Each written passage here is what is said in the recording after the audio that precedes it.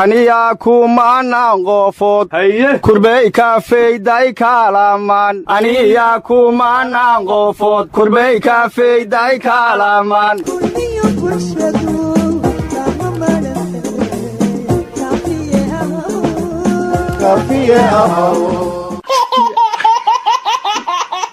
xafaayadda konfi baby iyo caanaha konfi laag sidaanay ilmuhu uga qosliyaan garoowe guurtiidii taagtahay go'aan walmiisla goob dhigteen garoowe guurtiidii taagtahay go'aan walmiisla goob dhigteen haye wudaayo ana gedda gordu waysanaa guumo aan yar iyoonay gariir hora geed isla saarteena warnimada waxaan maqli jiray geelna waa galgashaa ragna waa gedistaa garoowe shirkii odayaashu ku galeen weli garkaa layskula jiraa baa layidhi waxaa kaloo la yidhi wax gedgedi waxaa kula gadoomeene fooshaan dheer tolow dirqi nirigma ku dhali doontaa anigu rag waxaan u aqaanaa cabdiraxmaan cabdishakuur iyo farmaajo isla sawiran ninkii tusa war anigu rag waxaan u aqaanaa farmaajiyo muuse biixi ninkii isu geeya aryaadhaha hore waxaa loo yidhi sacgiira lamaadiisa gees ninkiisuu geeya waa gardha wargarowe ilaa xalay ilaa maanta wadahadalaa socday madaxweyne farmaajo iyo alsayid sheekh axmed madoobe waa la isu keeni waayaa la yidhi hase yeeshee inta kale xalkooda wuu isu dhow yahaa la yidhi warnimiyow mayleeray waran lanka kiisuri lan laayikiisa saafe oo leere warnimada waxaan la yaabana madaxweyne farmaajo iyo sayid axmed madoobe waxay isku diidan yihiin oo isku afgaran la'yihiin yaa lahoo noo sheegi kara waxay yihiin warhooy soomaaliya soomaali baa le aryaadhaha axmed madoobe jubbaland inuu keligiis qaatow rabaahow meella fadhiis warnimada salaad cali jallo wuxuu yidhi yaa wuxuu minay borojekti yihiin laandheera male nimiyow may dheegi jiray ajuusoobatayaas oo iyayta ku bilaawa dheegi jiri madiisin latin alsayid ahmed madoow iyona madawiinay kiidan farmaajo heshii waayan isin latin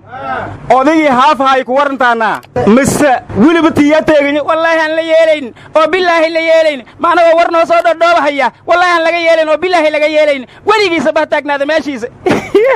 warnigu fudaydkaan iska daa madaxweyne xaaf waa suldaan waana xaaji waana nabadoon ayaantaanna culummadii buu la joogoo tusbax weyn oo kunuhu qaatay dawladnimo iyo nidaam waa qofka ugu horreeya soomaaliya inuu diida iska badaaye tugtu tawba ka tawba shantan miya dagaal kama daro waxaan dagaal ahayn daawo lagu waa ruuxan shantaada kaa celin sharci kaama celiyo war hal iska daashay ragga kabateen ma aha war doctor xabeeb wuxuu yidhi axmed madoobe hadduu alihiisa la yahay isbitaalkii dadka dhimir kale aan ku daaweynahay waa la burburiyey mar kastoo magaalada ka maqan yahana saasaa loo burburiya waana markii afaraad marka hadduu alihiisa la yahay ciidankiisa iga cishado anugu waxaan ku talin lahaa doctor xabeeb eexda ha iska daayo dadka waalanoo meesha laga jabiyo uu dawaynayey iyo kuwa ka jabiyaba waa waalan yihiin ha wada daweeyo muxuu qaar u eedaynaya warniyo doctor xabeeb madaxdiinana is haysataa ha daweeyo ilan waa waalan yini armaqal waxuu ku warrama yaa muuse biixi iyo faysal cali waraabe iyakuna daawo ma rabaan miya warnimayo waxaa la yidhi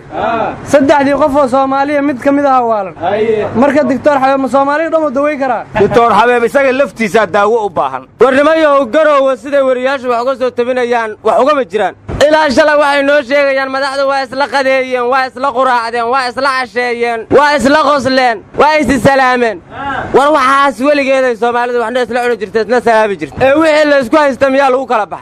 wariyaashu waxa jiray kuu sheegaan wax kale ma sameeyaan bulshada weriyaa wax bara bushumihiisaa bedela baaqiisuna waa u buug bartuu geeyaa berrina wuxuu beeraa u baxa wuxuu bi'iyaa burbura wuxuu baanshaa bogsada balaayasa waxay ka timid hadday been sheegayaan sharuur kala boobayaan bacaad doon lagu hedhiiyo waraan jirin baahiyaan war haddaan sharuur jirin axmedday waafi iyo mahadday mutawakil intaan arkay lama ekaadeen oqaayay waaweyna lamadaas nin xay cuneen war anugu soomaali waxaan dhihi lahaa ummaddii dawiya malab iyo sun iyo deebaaq kala dooran weydaay dabcan waa abaalka in lagu daraada ununkana aamiina ilaahay naga yeersiiyey allaha aqbalo war ninkii ingiriiska ahaa ee xabsigii dhexe loo gudbiyey daacishaa sakiimaysaa la yidhi daacish ciyaal sakiin ayaan maqli jiray waagaan yaraa marka niman yahow daacish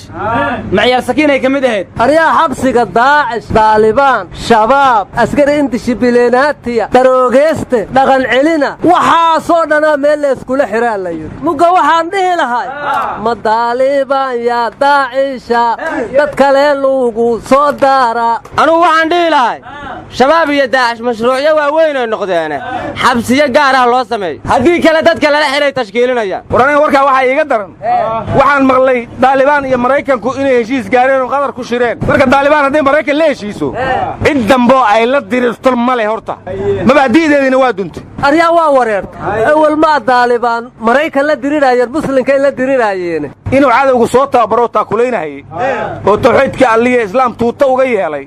trump iyo wataa daalibaan tala wadaageen awalba tuug iyo tuukalkaalay ahaayeen trump iyo wax lamid ahaana watay ee shibnaga dhaha warnimiyow bay dhowjinay doorashooyinka ka dhiyaan walla yaabanya geeka afar qofood yaa hildhibaan hata ka hor dhimidi kursigay intartamaayeen yaa ma inay dhintaana iyakuna u tartamayaan haddaan war dhimasho madagu anagoo kursi lintartamaaya idhagansoyniyaw reed maylaare afarta musharax hal musharaxaha gali hoolka doorashada sadiidi kalaa hertayna musqula korlankiiri guddiga doorashadana ma ereena hal musharaxa kooyi afar musharaxan long oday kiiyan oodka ka guulaysadiya ereen reed may dheegi jiray gaal gohowyay kooyi gurbika iridee wa dheegi jari waraa waa gar daran tahay horaa loo yidhi ninkii seexdaa siciid dibi dhalay nimanku hadday maqnaadeen yaa lagu eedayaa war adaa gar darana nimanka goobta doorashada ma imaan kartaan baa la yidhi albaabadana waa laga xirtay sidaan xala ku riyooday taas ununkaa soo jeed cad ku aragna inay maharoogsa waayeen war adeer somalilan doorashadiinnan iyo malmaluuqiinnan beri horey ka gudubtay iminkana imaaraadku wuxuu noo ballan qaaday inuu noo tababarayo ciidan ka badan 5,000 carruurtana caanuun loo siinaya markaa gudhuu leeya maalin dhow baa walan qabsan doonnaa warwar mahaysaana daacishta soomaaliya joogta waxay dalbadeen dhakhaatiir ajaaniba si tuulo kasta ay uga helaan dhakhtar daaweeye wareedhaa daacish waxaaba iga daran dhallinyaradan bajaajta ku shaqaysata cidda maalin kasta dishaay waayo aryaa wadkooraa galeexaad sheegi laheed wadyohi galo laakiin walsheenga landiloohay war malaa iyagaaba isu muuseeya kuwa shalay jidka yaalloo lalahaa iyagoo bastoolada la baxayaa la toogtay yaa ku yidhi barxadda ekis baarlamaana bastoolad la isugula soo baxaa malluuqay wax ku gaadaanay waayeen war xarfaanta way ka xumaatay ee ka gudub wargaay wax dili raba xarfaan maaha waxaan maqli jira hadda ka hor xamuud jimcaala taagaanow xabaala kuma quri weyn alla maxay adduunyo soo joogtay war ra'iisul wasaare khayra waxaa la yidhi kenya waaday ma siyaasadaha ku bargo'day waxaana maqlay inuu kala hadlayo ciidamada kenya dhismayaasha soomaalidu ay burburinayaan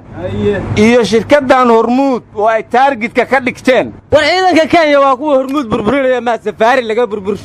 qaniya kaa fujisee war adeero isgaadhsiinta somalilan cid burburin kartaa ma jirtee ortoo naga hortaganiyow war ada somalilan ha ku waalatay doctor habeeb kow inuu adlakiinjeeyu adiga naftaadu koonfur galbeedaad ku waalatay xaa lagugu daaweeyaa war adiguba galmudug baad ku waalatay xaggeen ku geynaa war dadka waxaa u waali badan kuwa jubbaland ku waash eegga waad ka shallaaya hadalka waryaa mustafa cagtar iyo axmed shidda ma la heshiisiye war webigii mana soo gaadhsiiseen weba wagooyi ma ogol aryaa u diidi kara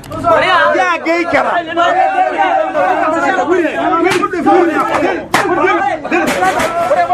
naga taga barwaaqahaydinku dacdeen